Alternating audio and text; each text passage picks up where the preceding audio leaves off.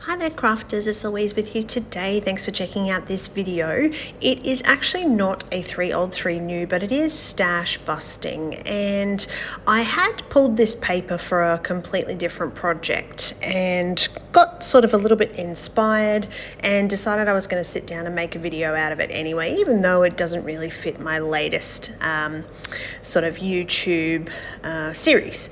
So you can see that my initial idea, and not necessarily to do with this paper, was to make this strip background, and it was more just that I'd found this paper that already sort of had some pre-made strips on it, and then I decided that I was going to sort of cut. I sort of initially thought about maybe fussy cutting all these chevrons and starting to relay them on the page with some distressing around them, but I decided to make these kind of arrows and then just cut smaller pieces of the patterned paper and fold them up.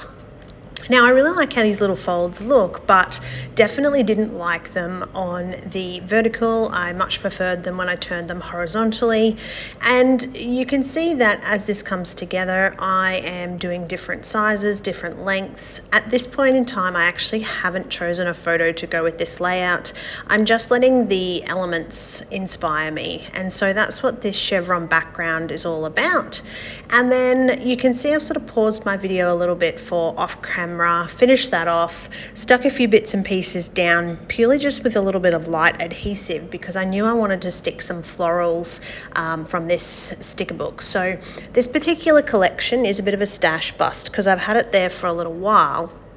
And it's a really pretty collection, but because it's quite florally, for me, I have to have the right type of photo to go with it. So digging through my stash, I recently haven't spent a lot of time doing small photos on 12 by 12 layouts. I've been trying to fill up my space, but every now and again I like the minimalist way that a small photo with lots of sort of elements built in a background and built around it really gives you some space to play with, and the photo is not the star, more the elements can be the star. So I definitely sort of had this idea in mind, and really just to use the elements from the collection and get a bit of stash busting, let some items kind of speak to me in terms of the paper and create something that was a little bit fun to hopefully give you some inspiration if yours might be a little bit lacking.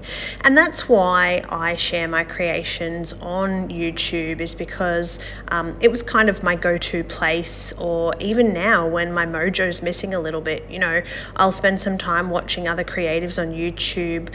What are they up to? Whether it be albums, art journaling, could be just unboxing of new supplies. And for me, it's a really great place to either kickstart your inspiration or just spend a little bit of time if you're not feeling in the creative mood. So when I'm creating videos to share on YouTube, I'm just trying to inspire somebody else.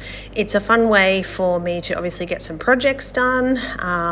There's a lot of work that goes into preparing videos. You know, you've got to record things, you've got to do voiceovers, you've got to upload them to YouTube and then tag so that they get found and things like that. So I certainly try to make sure that I'm not overstimulating the channel, but also to share a little bit of content so that if you like my videos, you get to see what I'm working on, what I'm doing, and how I'm inspired by items, and that hopefully kickstarts your creativity as well.